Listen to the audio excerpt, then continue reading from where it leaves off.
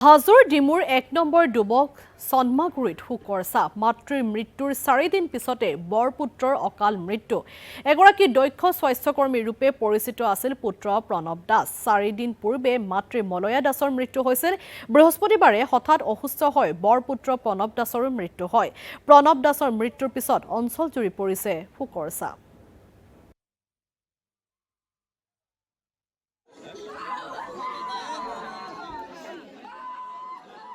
হৃদয় বিদাৰক ঘটনা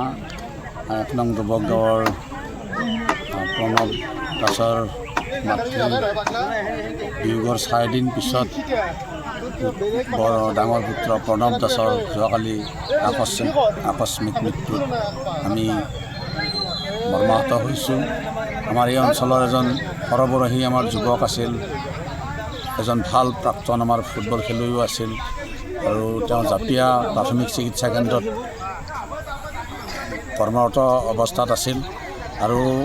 এই অঞ্চলত এটা প্ৰণৱ দাসৰ এটা নাম আছিল যে যদিও তেওঁ ফাৰ্মাচিষ্ট তেওঁক ডক্টৰ হিচাপে মানুহে গণ্য কৰিছিল কাৰণ তেওঁৰ ওচৰত গৈ মানুহে যেতিয়া চিকিৎসা বিচাৰি যায় তেতিয়া তেওঁৰ চিকিৎসা কৰিলে তৎক্ষণাত সুস্থ হয় বুলি সকলো এটা বিশ্বাস জন্মিছিল সেইকাৰণে আমাৰ এই অঞ্চলৰ এই বৃহত্তৰ অঞ্চলটোৰ ৰাইজে কিবা যদি জ্বৰ কাহ হয় প্ৰণৱ দাসৰ ওচৰলৈ যায় আৰু কিবা তেনেধৰণৰ যদি আকস্মিক কিবা দুৰ্ঘটনা হয় তেওঁৰ ওচৰলৈ যায় সোনকালে সুস্থ হৈ উঠে ৰোগী এইটো এটা বিশ্বাস আছিল এনেকুৱা এজন আমি ব্যক্তিৰ মৃত্যুত আমি মৰ্মাহত হৈছোঁ হাজোৰ ডিমুৰ ১ নম্বৰ যুৱক চন্মাগুৰিত শোকৰ ছাপ মাতৃৰ মৃত্যুৰ ৪ দিন পিছতে বৰপুত্ৰৰ অকাল মৃত্যু এগৰাকী দক্ষ স্বাস্থ্যকৰ্মী ৰূপে পৰিচিত আছিল পুত্ৰ প্ৰণৱ দাস ৪ দিন পূৰ্বে মাতৃ মলয়া দাসৰ মৃত্যু হৈছিল বৃহস্পতিবাৰে হঠাৎ অসুস্থ হৈ বৰপুত্ৰ প্ৰণৱ দাসৰ মৃত্যু হয় প্ৰণৱ দাসৰ মৃত্যুৰ পিছত অঞ্চল জুৰি পৰিছে শোকৰ ছাপ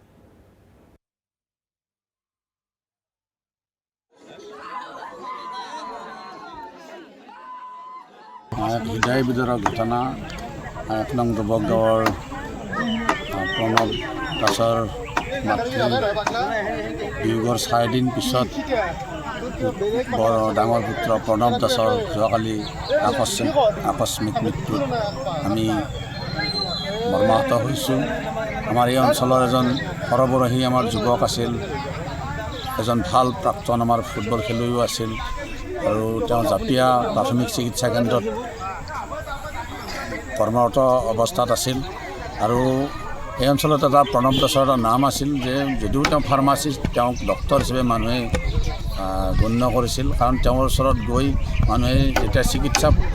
বিচাৰি যায় তেতিয়া তেওঁৰ চিকিৎসা কৰিলে তৎক্ষণাত সুস্থ হয় বুলি সকলো এটা বিশ্বাস জন্মিছিল সেইকাৰণে আমাৰ এই অঞ্চলৰ এই বৃহত্তৰ অঞ্চলটোৰ ৰাইজে কিবা যদি জ্বৰ কাহ হয় প্ৰণৱ দাসৰ ওচৰলৈ যায় আৰু কিবা তেনেধৰণৰ যদি আকস্মিক কিবা দুৰ্ঘটনা হয় তেওঁৰ ওচৰলৈ যায় সোনকালে সুস্থ হৈ উঠে ৰোগী এইটো এটা বিশ্বাস আছিল এনেকুৱা এজন আমি ব্যক্তিৰ মৃত্যুত আমি মৰ্মাহত হৈছোঁ